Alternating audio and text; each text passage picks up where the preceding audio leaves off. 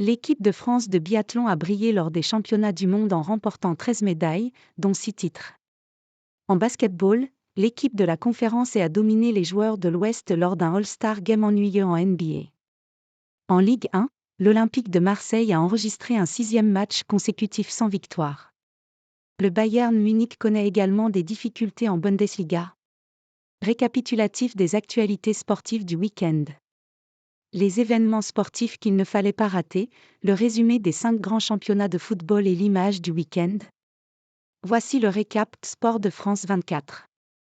Le biathlon tricolore au sommet, l'équipe de France de biathlon a réalisé une démonstration collective lors des mondiaux organisés à Nové Mesto, en République tchèque. Du côté des filles, les Françaises Julia Simon, Justine Brezaz-Bouchet et Lou Jean Monod ont réalisé une véritable razzia. Elles ont décroché 8 médailles individuelles sur 12 en jeu.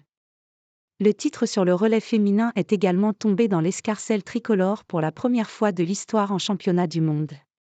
Cette performance, cumulée à des podiums en relais mixte simple et masculin et à la médaille de bronze de Quentin Fillon-Maillet sur la mass start pour finir ces mondiaux, permet à la France de totaliser 13 médailles, dont 6 titres. L'équipe de France améliore ainsi son meilleur total remontant aux mondiaux 2016 à Oslo, 11 médailles, dont 6 titres, le relais mixte simple n'était pas au programme. Les 2 records de France battus en marathon, Morad Andouni et Méline Rollin ont battu, dimanche 18 février à Séville, les records de France du marathon en bouclant respectivement les 42,195 km en 2h03 minutes 47 sec et 2h24 minutes 12, temps non officiel. 4e français du marathon de Valence en décembre 2023 et par conséquent non prioritaire pour la sélection olympique, Morad Andouni savait qu'il devait sortir un gros chrono dimanche s'il voulait continuer à rêver des Jeux à Paris. Quelques minutes après lui, Méline Rollin a doublé la mise pour le clan français en terminant 7e de la course femmes remportée par l'Éthiopienne Amra Gebru. Un All-Star Game sans éclat. La sélection de la conférence a dominé les stars de l'Ouest 211 à 186, pour un record de points, lors d'un All-Star Game NBA particulièrement plat disputé dimanche à Indianapolis. Le match des étoiles, sans véritable enjeu, est un show qui met en avant les meilleurs joueurs de la Ligue depuis 1951.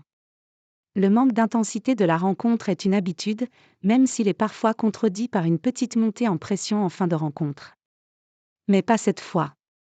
Certains joueurs avaient du mal à masquer leur désintérêt pour le match, disputé en marchant.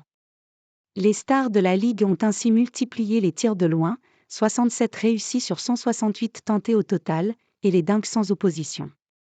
Un premier titre pour le Paris Basketball, une semaine après l'inauguration de son nouveau cocon, l'Arena Porte de la Chapelle, dans le nord de Paris, le Paris Basketball a commencé à garnir son armoire à trophées en s'adjugeant le derby contre Nanterre, 90 à 85, en finale de la Leader Cup dimanche, le premier titre de sa jeune histoire.